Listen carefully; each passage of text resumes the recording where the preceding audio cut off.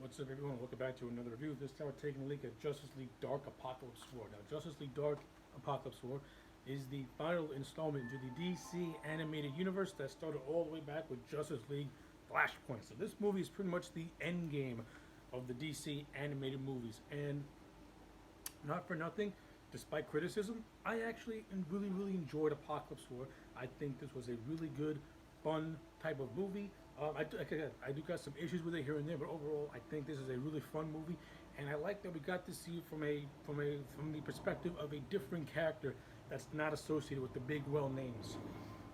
With that character being John Constantine, who, to this movie's credit, kind of makes him the focal point and the center point of this movie, and he kind of has the best character arc in this entire movie as well, which I'm going to get to momentarily. So, without further ado, let's just bounce right into it.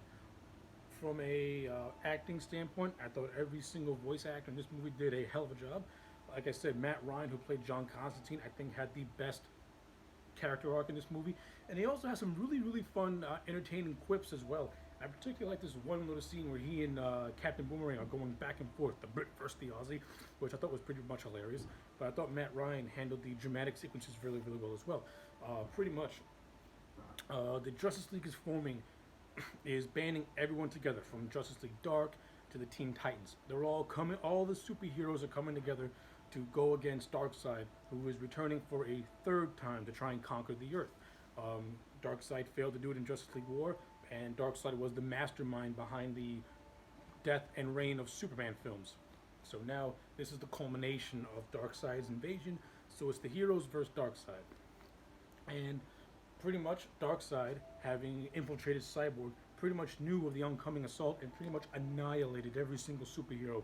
He killed a lot of them. He also converted a majority of them to his side in a way, and he left a number of them pretty much broken. Again, it's like Endgame in a way. Darkseid pretty much Thanos half the superheroes out of existence, and pretty much demolished the world because now he's pretty much conquered the Earth, and his Paradooms are pretty much his guard. And Constantine's arc pretty much starts with that. With pretty much is him, in his mind, leaving Zatanna to pretty much die in a way, and he pretty much regret the decision that he pretty much became a coward and ran away from Zatanna. Though it's pretty much explained in the movie that Zatanna had cast a spell on Constantine for him to run away, so that he can come back he can come back again for a second go round with Darkseid. But I like how Constantine felt that he ran away and left his girlfriend to die essentially, and he pretty much is drinking himself into oblivion because of that regret and because of the guilt. And I thought Matt Ryan handled it really well. He mixed the dramatic and the humor really well, and it's a really good voice acting performance, just a performance in general from Matt Ryan. I thoroughly enjoyed it as well. Another voice member I liked was Tony Todd as Darkseid. Tony Todd. I love Tony Todd, and Tony Todd as Darkseid fits like a glove. And Darkseid also has some pretty cool moments in this movie. I like how he annihilated Oa and all the Green Lanterns. And I also like this battle he has with Trigon, when Trigon is possessed by Superman and when Trigon is possessed is his own form. Pretty much, Darkseid is so unstoppable that the heroes got to go to Trigon, Raven's father from Teen Titans, to pretty much take down Darkseid because they can't do anything about it. And Trigon's the only one with the power who can take him on. And I thought the fight scene they had with Trigon possessed as Superman was really entertaining. So that's great stuff. Darkseid I thought was really handled fairly well for what he is, and Tony Todd gave him that cold, manipulative voice. However, I think Darkseid as a character was really mishandled, because aside from a line of Darkseid saying he's a conqueror who feels the need to conquer everything he sees, we don't really get an explanation as to why he feels the need to want to conquer Earth. And I don't want to do it, but I compare it to Thanos. Thanos, we had gave us a reason as to why he felt the need to do what he wanted to do, and it kind of painted him as an anti-hero in a way. We don't really know why or if the movie does say it, it kind of flies over my head. But we never really get a good motivation as to why Darkseid feels the need to want to conquer. He just comes across as a guy who wants to conquer for the sake of conquering. And in that aspect, he kind of comes across as really one note as a villain, which is a shame because you could do a lot with the Darkseid character and with the whole Apokolips thing in general. So I think from a character standpoint, Darkseid is completely mishandled, and just from an overall view of Apokolips, we don't really get this. We don't really get to see much of Apokolips. We don't get to see, Big Barda or Granny Goodness or Darkseid's son. We don't really get to see the prime residents of Apokolips. We just see Darkseid pretty much, and I thought that was a big waste as well. Like we don't really get to spend any time with Apokolips because the movie, now to the movie's credit, I get it. You want to keep the narrative more focused on the characters you have established, but at the same time, we gotta have more. Darkseid has. We need Steppenwolf. We need his son. We need Granny Goodness. We need Big Barda. These are Darkseid's like chosen. These are Darkseid's chosen disciples in a way, and they don't even come close to being referenced or making an appearance in this movie, which to me is a big flaw because what's Darkseid without those guys? Another flaw that I got is that a lot of members of the Justice League are really, really wasted. Green Lantern, both Hal Jordan and John Stewart, completely wasted after Hal Jordan has been established since the start of the DC continuity. This movie, he's thrown away like nothing. Shazam, same thing, thrown away like nothing. Martian Manhunter, thrown away like nothing. Aquaman had his own movie dedicated to him, and in this movie, he's pretty much dead. They kill him off, making his entire origin movie a complete waste of time. So that I was not a big fan of whatsoever. Though I do kind of like the idea of Darkseid manipulating Batman. Though it kind of seems that Batman was manipulated way too easily to me because Batman's mental power, in terms of who he is as a character, he can withstand a lot of mental anguish.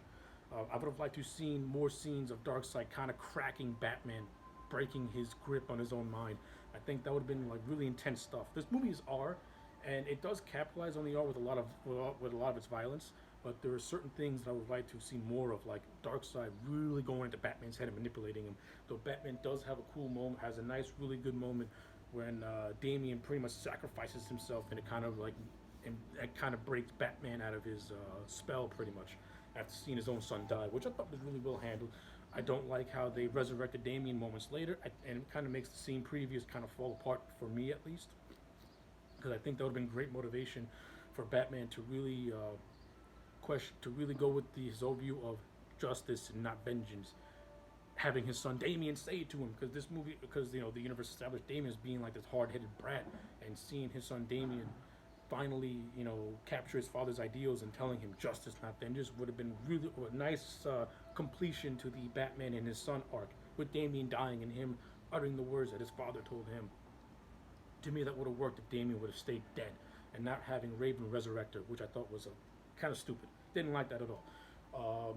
Though I do like Lois dying, which gives Superman the catalyst to kind of shred Trigon out of his sister and become the Man of Steel again. After the majority of the movie, Clark is pretty much powerless because Darkseid kind of like embalmed him with kryptonite liquid, which suppresses his powers. But I do like the relationship that Clark and Raven have, which I thought was really, really cool. Kind of like a father-daughterish relationship between the two, with Clark being a father figure to Raven, sort of a way. After all the heroes get destroyed, I thought that was pretty cool.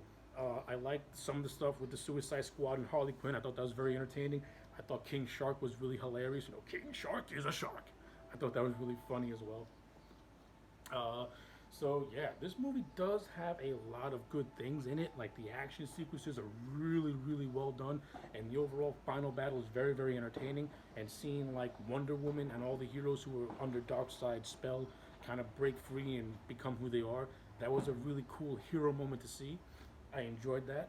So this movie has a lot of good, and it does, and it has a lot of bad.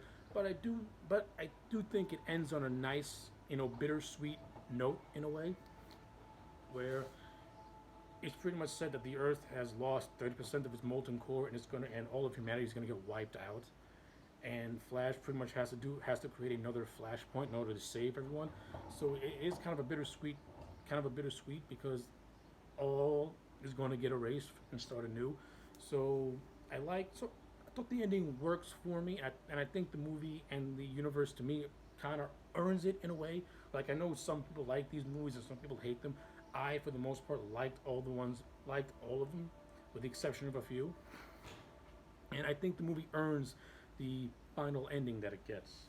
So, yes. So, pretty much those are my thoughts on Apocalypse War. I'm going to give it a solid 8 out of 10. This is a good DC version of Endgame. It does a lot of good things and it does a lot of bad things, but overall, it's highly entertaining, and I do recommend it, especially if you've been following these movies pretty much since that first movie. This is a good culmination of all those films coming together. So yes, 8 out of 10 for Apocalypse War. Let me know your thoughts in the comment section down below. Like the video and subscribe, and I'll check you back next time for more.